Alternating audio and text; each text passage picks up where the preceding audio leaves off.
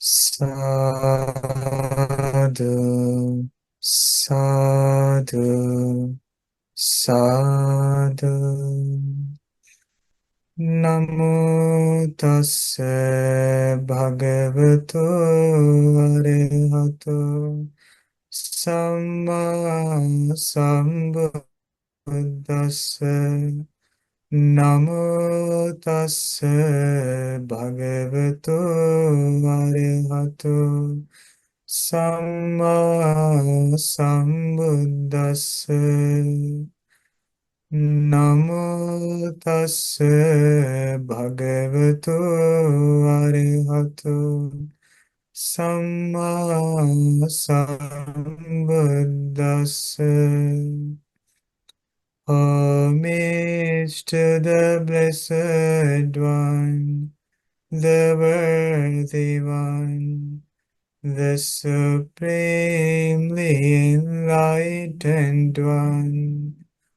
Homage to the Blessed One, the Worthy One, the Supremely Enlightened One. Homage to the Blessed One, the Worthy One, the Supremely Enlightened One. Sadhu, sadhu, sadhu.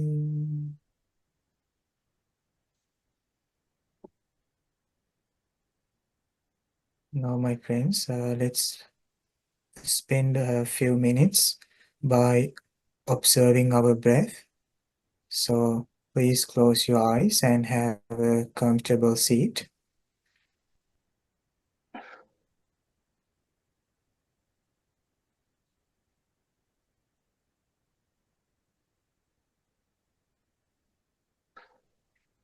And focus your attention towards your breathing.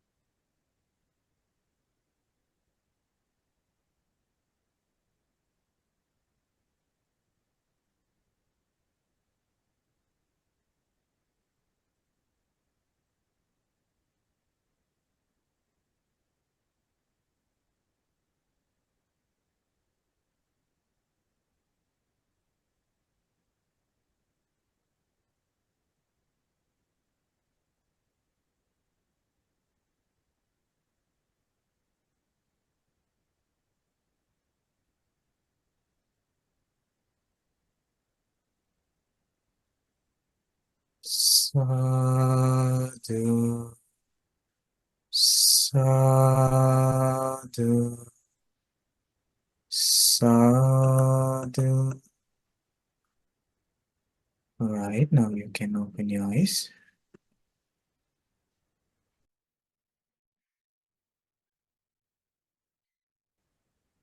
Okay, my dear friends.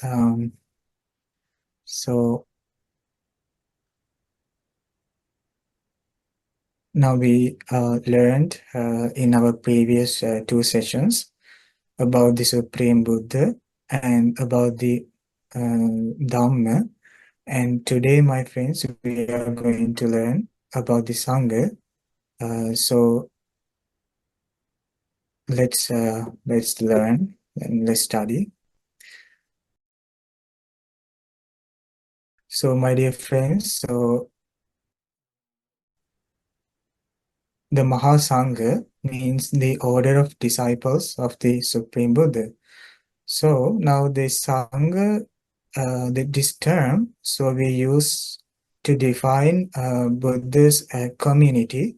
So where there are monks, nuns, and laymen and laywomen. So these are the four types of disciples of the Buddha. So usually in Buddha's teachings, we can find there are main two disciples more often Buddha speak to. First are the monks. So the monks are known as the Bhikkhu Sangha, which means the community of the monks, and again Bhikkhuni Sangha, which means the community of the nuns. And there are two more disciples, male lay disciples and female lay disciples. So they are called Upasaka and Upasika. So today we learn a certain sutta where there is about the Bhikkhu Sangha and about the, we can also apply that to the Bhikkhuni Sangha. Usually when Buddha teach, so he teach the same teaching for everyone, but he gives more priority to the monks and nuns because they dedicate their entire life to practice the Dhamma and to achieve the goal in this very life. So this sutta is the Paharada Sutta. I think many of you have learned this one before. But here we have very interesting points that we need to understand. So let's give it a try. So on one occasion, our Blessed One was dwelling at Veranja, the city, at the foot of Naleru's neem tree. So usually those days when people gather, mostly they gather under the trees, and sometimes they gather to halls, community halls, and sometimes they gathers to these trees. So there was one tree called Naleru's neem tree. So it is a neem tree. I hope you know the neem tree. So I found a picture. So this is the neem tree. So usually people, maybe they discuss or they meditate under the tree. So while that at that moment, our Supreme Buddha was also sat down on this tree, under the tree, and then he met the person called Paharada, and he was a ruler of the Asuras. So we learned in our previous sessions, the Asuras were the Titans. We call them like opposite of gods. Sometimes they are known as demigods. Usually they fight with the gods. So they are Asuras, the Titans. They approached that person, the ruler of the Asuras, approached to the Blessed One and paid homage to him and stood to one side. And the Blessed One then said to him, Paharada, do the Asuras take delight in the great ocean? So it is said to be that these Asuras, these Titans, are very attracted to the ocean they usually like the ocean, and they usually lives along with the ocean. It is said that they have their mansions in the ocean. So Buddha already know this, but he asked to clear out some teachings. First, he asked, do the asuras take delight in the great ocean? Do they like so much the great ocean? And he said, the Paharada, the ruler of the asuras, said, Bante, the asuras do take delight in the great ocean. Yes, they do delight in the great ocean. But Paharada, how many outstanding and amazing qualities do the asuras see in the great ocean, because of which they take delight in it? Are there specific reason why the asuras love this much this ocean, the great ocean? So then he said, the asuras see 8 outstanding and amazing qualities in the great ocean.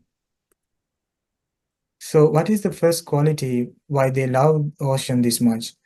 The great ocean, Bhante, slants, slopes, and inclines gradually, not dropping off abruptly.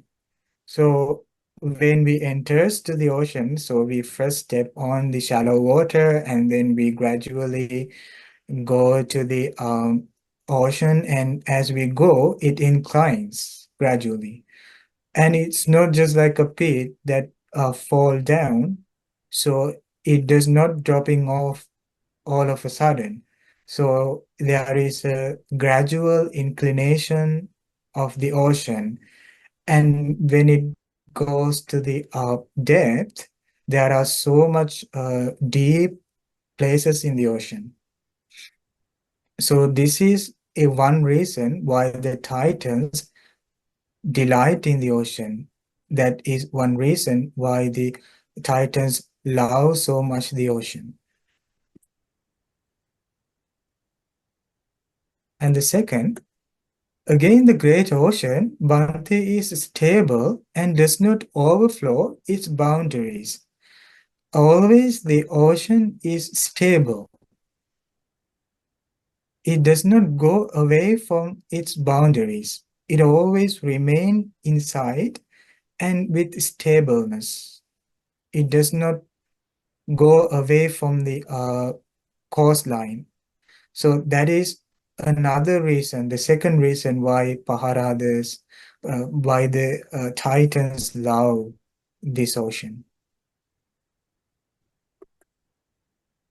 Again, the third reason, the great ocean does not associate with a corpse. If there is a dead body in the ocean, the ocean does not keep it, but quickly carries it to the coast and washes it ashore. So usually we can see like if there are like dead animals or dead humans, so they all washes to the coast. So this is the third reason why the Titans love the ocean this much. Again, when the great rivers, the Ganges, and I think you have heard about the Ganges, and again, there are a few more rivers like that, the Yamuna River, the Achiravati River, Sarabu River, and the Mahi River. So they all travels all along the Indian continent and then reach the Great Ocean. So it travels so far and then gradually it enters to the ocean. They give up their former names and designation and are simply called the Great Ocean. So they give up all the names they have and they simply called the Great Ocean. If we take the water from the ocean, we call it the water from the ocean. So we can't like separate, this is Ganges water, this is Yamuna's water, Achiravati's water. So they all gathers together and simply called the great ocean. They give up their former names and any other designations they have. And this is the fourth reason why the Titans love the ocean. And the fifth one, again, whatever streams in the world flow into the great ocean, and however much rain falls into it from the sky, neither a decrease or filling up can be seen in the great ocean. So usually when it rains to a pond or to a lake, it can be overflow and it can flooded.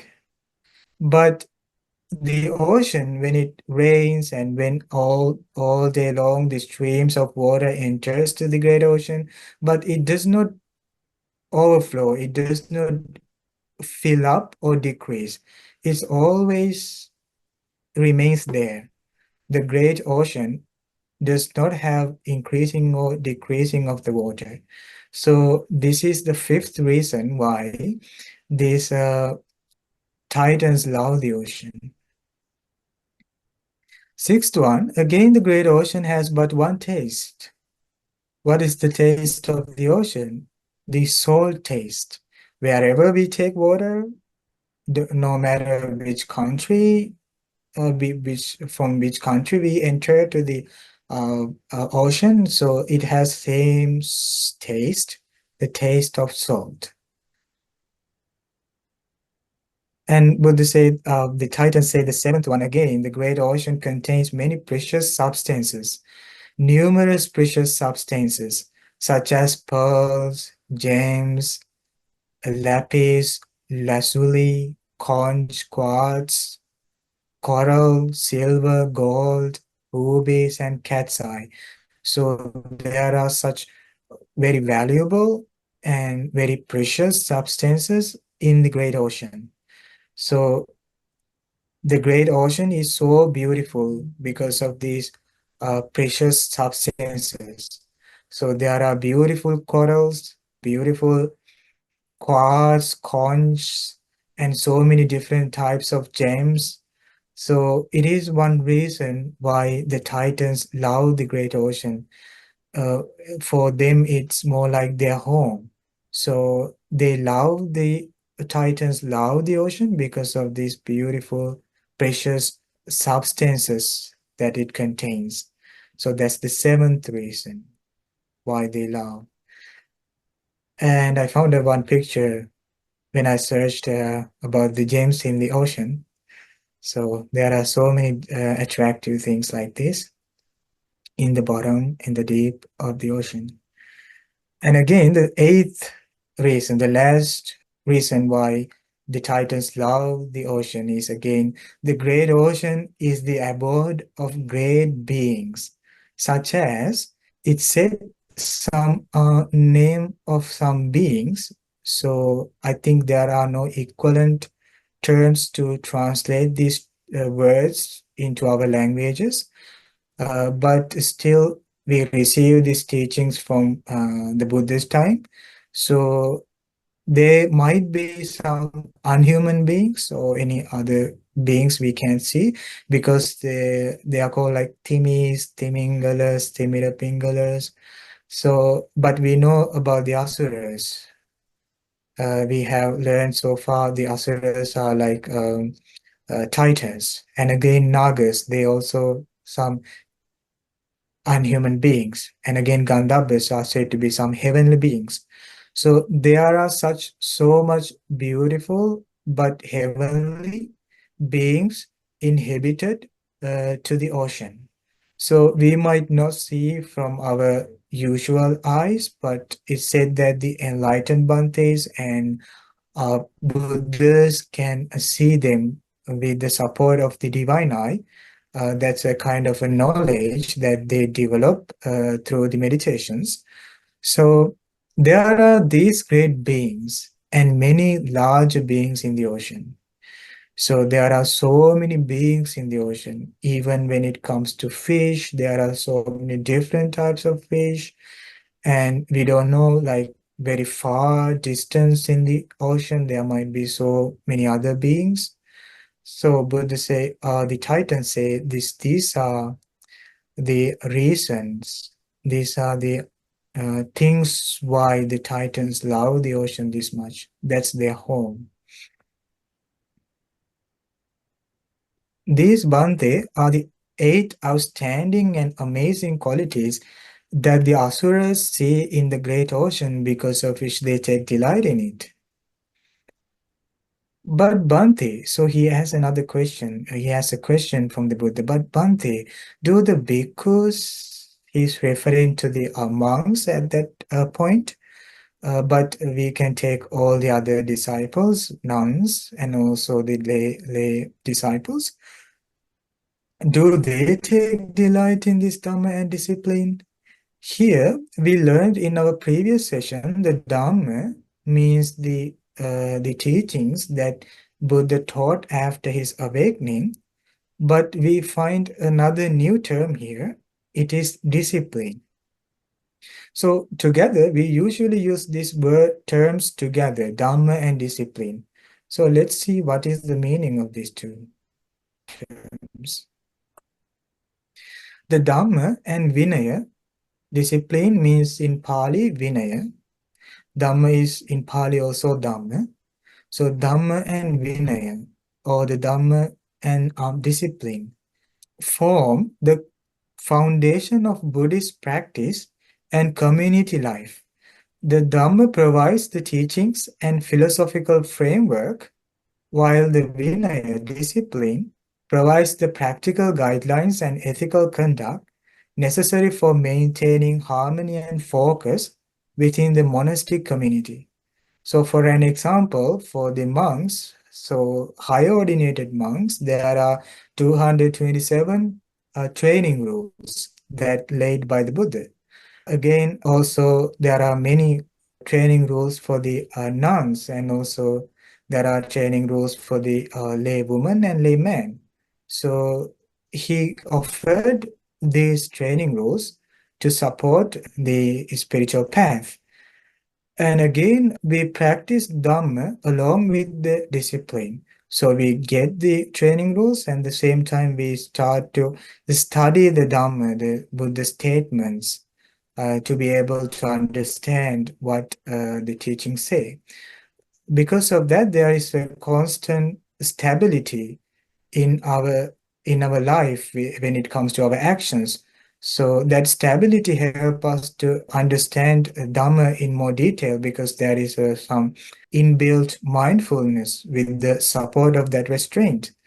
So, my friends, that is the Dhamma and Vinaya. So that Titan's leader as Bhante, do the monks take delight in this Dhamma and discipline? So, like, I think the Titans leader Paharada is trying to equal the Dhamma and discipline to their home, the ocean, and asking from the Buddha, such as the ocean has these amazing qualities, do the Dhamma and discipline have those qualities, special qualities? Buddha say, Atta Paharada, imasmin Dhamma vinaye acharya bhuta Dhamma. Ye disva bhikkhu imasmin Dhamma vinaye abhiramanti. Paharada, the bhikkhus do take delight in this Dhamma and discipline. Yes, they do take delight in this Dhamma and discipline. But Bhante, how many outstanding and amazing qualities do the bhikkhus see in this Dhamma and discipline because of which they take delight in it? And then Buddha gave the same words like the Titans did with the ocean. He said, the bhikkhus see 8 outstanding and amazing qualities, and this Dhamma and discipline because of which they take delight in it. And what are that 8, Paharada? Buddha say, what are that 8? First one, just as Paharada, the great ocean slants, slopes, and inclines gradually, not dropping off abruptly. So too, in this Dhamma and discipline, penetration to the final knowledge occurs by gradual training, gradual activity, gradual practice, and not abruptly. There, there is the final knowledge, but for that, there is a gradual training. There is first the training rules, and then when they go much deeper, they'll find the stillness of the heart, which means the concentration or the samadhi. And finally, they find the gradual training of wisdom. They awaken their wisdom. And with that training, with that gradual training, they can attain the final knowledge of liberation. So Buddha say there is a gradual training, not a sudden knowledge. It's a gradual training. Buddha say, like, let's say for an example, when one goes to the ocean, and then let's say a person goes to the ocean and jump in the middle of the ocean, so they can lost in the ocean. The same way, if we start to meditate without setting up our virtue, it can be so much difficult because we haven't possessed the most important restraint over our actions. So then it can be really difficult.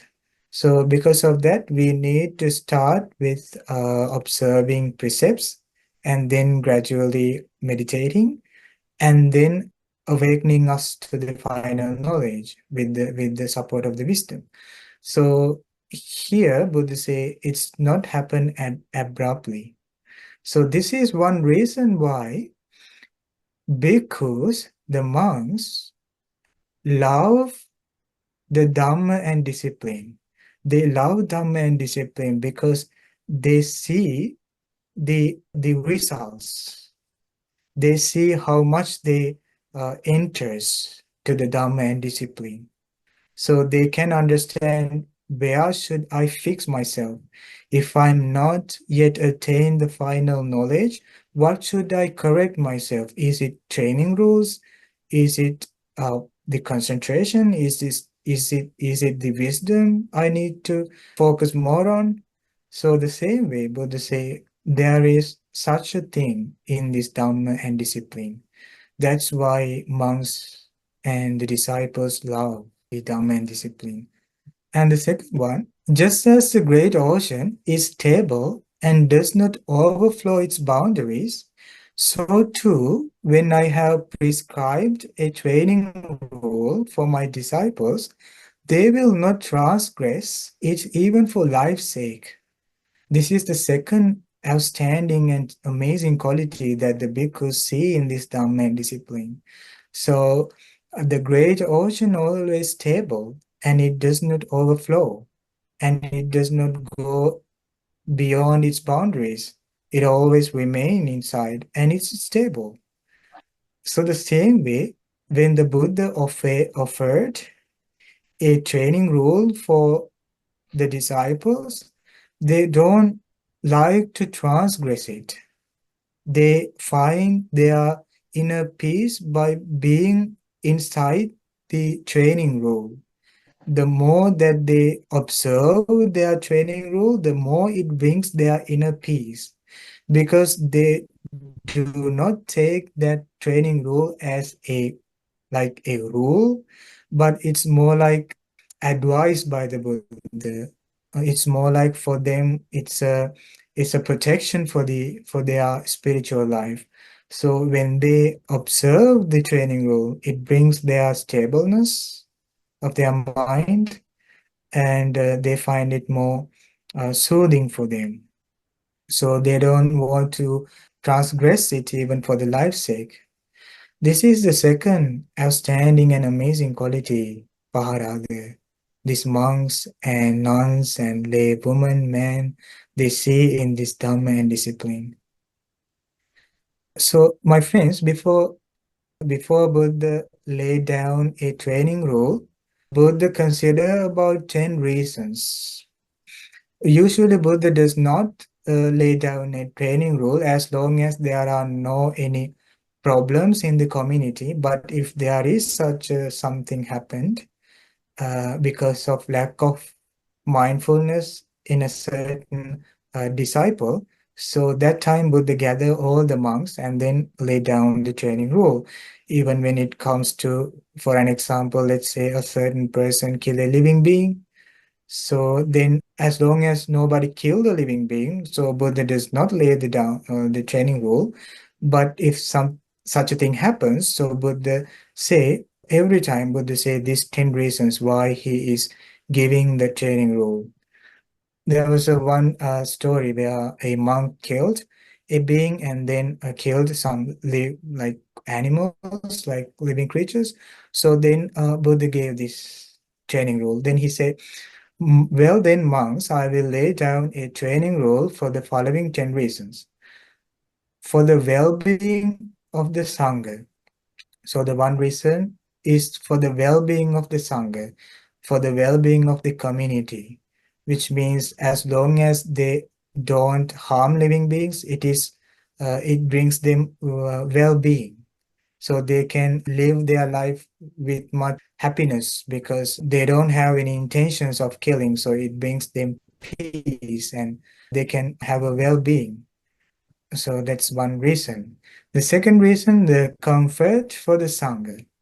So as long as one does not kill living beings, that community live in comfortably with each other.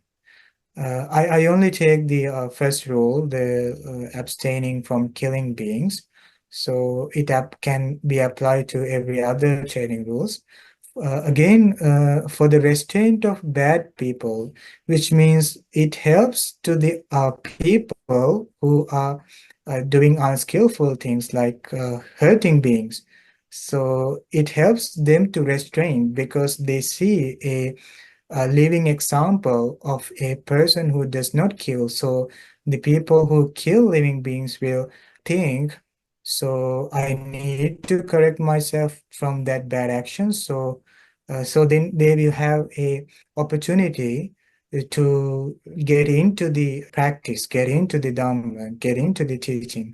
So it helps them to restrain themselves. And for the ease of good monks, if there are people who are like observing the precept of abstaining from killing beings, so it will be more happier for them to go on with that path of Dhamma. For the restraint of the corruptions relating to the present life, when one harm living beings, it can be a corruption in the present life that they might have regret. So then they can cast off the regret as long as they have this restraint of the training rule. And to restraint of the corruptions relating to the future lives, there can be some consequences from in the future lives when one harm living beings. So again, to give rise to confidence in those without it, and to increase the confidence of those who have it, and for the longevity of the true teachings. And that's most important thing. So for the longevity of the true teachings and for the supporting the training. So these are the reason why Buddha offer a training role. A third one, just as the great ocean does not associate with a corpse, but quickly carries it to the coast and washes it ashore, so too the Sangha does not associate with a person who is immoral. Even though he is seated in the midst of the Sangha, yet he is far from the Sangha, and the Sangha is far from him. Why? Because that person does not fulfill the training. So they do not mix with the enlightened monks because the enlightened monks already awakened. So they are, as long as a person is immoral, they don't gather together inside. So the immoral person might be in the midst of the Sangha, but is far from the Sangha. This is the third outstanding and amazing quality that bhikkhus see in this Dhamma and discipline. So it brings the followers the disciples much happiness because they know the monks who are really dedicated to the training. So when they see that, so it brings them delight. The fourth one, just as when the great rivers, so many rivers reach the great ocean, they give up their former names and designations and are simply called the great ocean. Same way, the members of the four social classes, while the Buddha was alive, there was four classes in the society, and the Khattiyas, the rulers, Brahmins, aristocrats, and Vaishyas and Sudras. So those were the four divisions of the social classes. So whoever come to the Buddha's teachings, Buddha say Khattiyas, Brahmins, Vaishyas, and Sudras go forth from the household life to homelessness in the Dhamma and discipline proclaimed by the Tathagata, the Buddha. So usually, according to that social class system, the latter two classes should serve the Khattiyas and Brahmins. They should work for them. But among all of them, Brahmins are the highest clan. So everybody else should respect the Brahmins. So there was such a indifference, like such a division in between these classes. But when whoever enters to the ordination, enters to the Buddha's teachings, whoever become a monk, nun, or layman or laywoman, is very especially for the monks, they give up their former names, their clans, and are simply called ascetics following the Sakyan son. They are ascetics following the Sakyan son, means the Buddha. So they are following the Buddha. They don't say this is a Khattiya monk, this is a Brahmin monk. No, there are no such a like caste system in the Dhamma and discipline. So that is the fourth reason why they love the teachings. Again, the fifth one, just as whatever streams in the world flow into the great ocean and how much rain falls into it from the sky, neither decrease nor filling up can be seen. So too, even if many monks, no matter how many monks, attain final Nibbana, by way of the Nibbana element without residue remaining, neither decrease nor filling up can be seen in the Nibbana element. What is the meaning of that? So when it comes to Nibbana, there are two types of Nibbana, like two way of Nibbana. That's the goal. So Nibbana, the final extinguishment. So when they understand the Nibbana, when they realize the Nibbana, as long as they are living, so they live with their five aggregates. So it is with residue. But when it comes to Nibbana, element without residue means that when they pass away, their consciousness, just as a fire blows out, that consciousness disappears without getting any footing of the five aggregates. So that is called the Nibbana element without residue remaining. But when a person has lifespan to live, they live with the five aggregates, though there is no attachment to that. Whoever enters to that extinguishment without residue remaining after they pass away, there is no increase or decrease of that Nibbana, no matter how many monks attain enlightenment. There is no any filling up. That's one reason why the monks love the Dhamma and discipline. And the sixth one, just as the great ocean has but one taste, the taste of salt, so too this Dhamma and discipline has but one taste, the taste of liberation. Wherever you take something from the Dhamma, so it can take you to the liberation. Let's say you practice loving kindness. The end is the liberation if you start to practice loving kindness. If you practice breathing meditation, it can take you to the liberation. So this way, my friends, there are so many things in the Dhamma which brings us liberation, just as the ocean has the salt taste.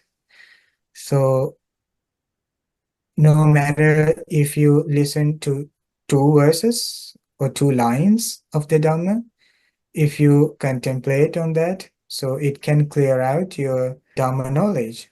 So if you have enough merits, so you can even attain liberation by that. You know, the Sariputta Bhante, so only listen to the two verses and he became a stream enterer. So Dhamma has one taste, the taste of liberation. The seventh one, just as the ocean had precious gems, very precious and valuable substances like gems, pearls, and coins, quartz, and so on. So too, the Dhamma and discipline contains many precious substances, numerous precious substances, just as the gem, just as the valuable things in the ocean. This Dhamma has so much valuable things, so precious things. By having a gem from the ocean, we can't still our mind and attain enlightenment. By having gold from the ocean, by having silver or any valuable things from the ocean, cannot take us to the final liberation. But in the Dhamma and discipline, there are gems. What are they? The four establishments of mindfulness. That's what we are going to learn in the future sessions. That's just one gem in the ocean of Dhamma and discipline. And there are many other, like such as four right strivings, four bases for psychic potency, five spiritual faculties. So we learn about these things in the later sessions. So this is the seventh reason why the disciples love the Dhamma and discipline. And the last one, just as the great ocean is the abode of great beings, such as there was so many great beings dwelling in the ocean, so the Dhamma and discipline also have very powerful, spiritually awakened, spiritually strengthy, and very powerful beings in the Dhamma and discipline. Who are they? The stream enterer, the once returner, the non-returner, and the arahant, which means the disciple who entered to the path of spiritual awakening, the Noble Eightfold Path, and the one who practicing for that. And the once returner, which means when he developed furthermore, they enters to the stage of once returning, which means when they develop the Noble Eightfold Path, they only come once to the human life and then they attain enlightenment. That person is called the once returner. And the non-returner is they do not come back to the human world, but they only reborn in the highest heavenly realms up until they finally extinguish, finally awaken. And the Arahant is the enlightened monk who completed the task and attain enlightenment here and now.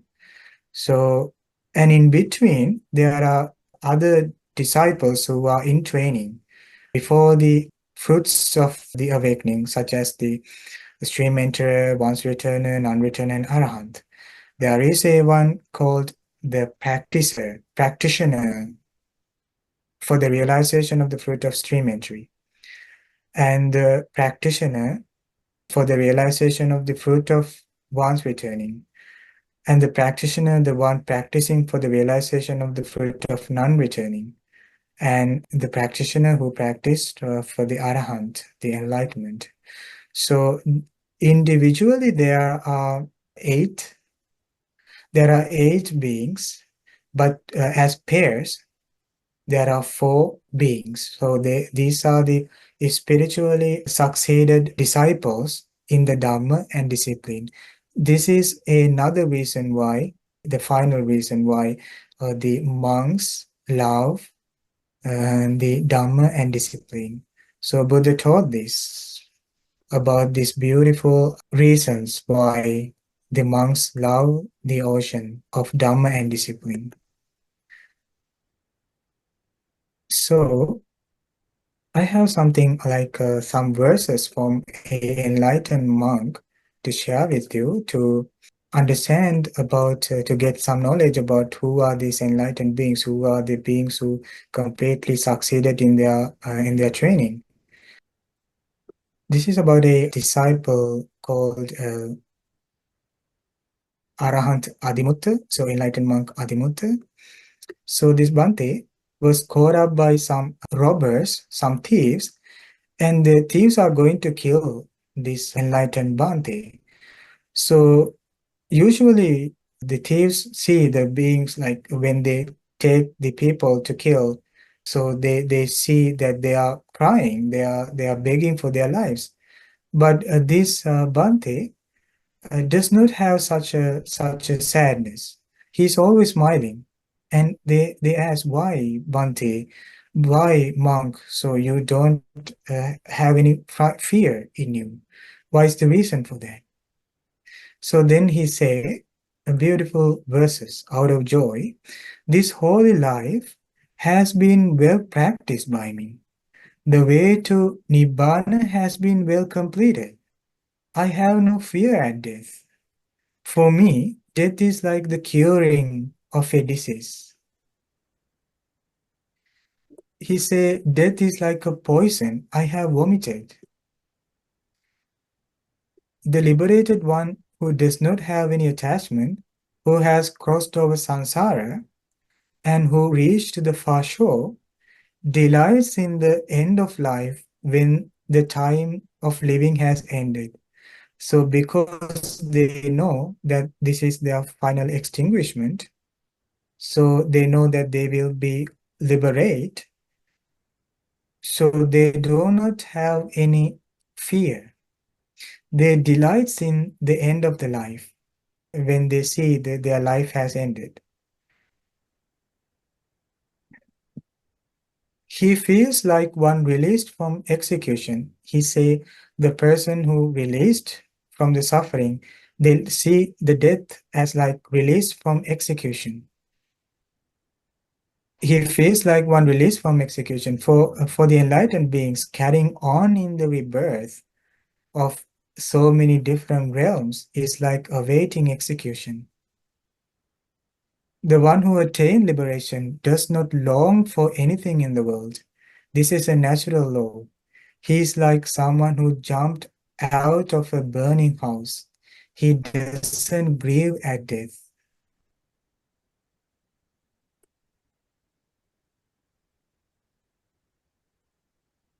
So he said, I do not have the thought I was in the past, nor do I have the thought I shall be in the future. All conditioned things are changing. So in this case, why should I cry? He asks, why should I need to cry? Because I don't have the thought that I was in the past, which means the enlightened Bhante is not distracted by the past. Or nor do I have the thought I shall be in the future. He does not have that I should be born in this and this place in the future. He see all conditioned things here and now, and they are changing. So every minute that they spend brings them contentment, not attached to the past or to the future. They don't think, oh, I had these things in the past, or I will gonna have these things in the future. But all the time that they spend in this life is all with detachment. They know these are the conditions which are arising and they will pass away. So in this case, he asks, why should I cry? So I don't have that cry. I don't need to weep when my time has come. So, yes, friends, so he said, dear leader of the thieves, clearly life means formation of causes and effects that gives rise to suffering, dependent arising. Clearly, life means the continuity of conditioned things. There is no fear for one who sees this reality. So, as long as we see the reality of our life, we will not have the fear for death, or we will not have the attachment things in this life. So, my friends, I hope this sutta study helped you to understand the teachings of the Buddha, all the merits from this discussion to attain the final goal of enlightenment. And may we all be able to realize the Four Noble Truths and be free from suffering. Sadhu, sadhu, sadhu.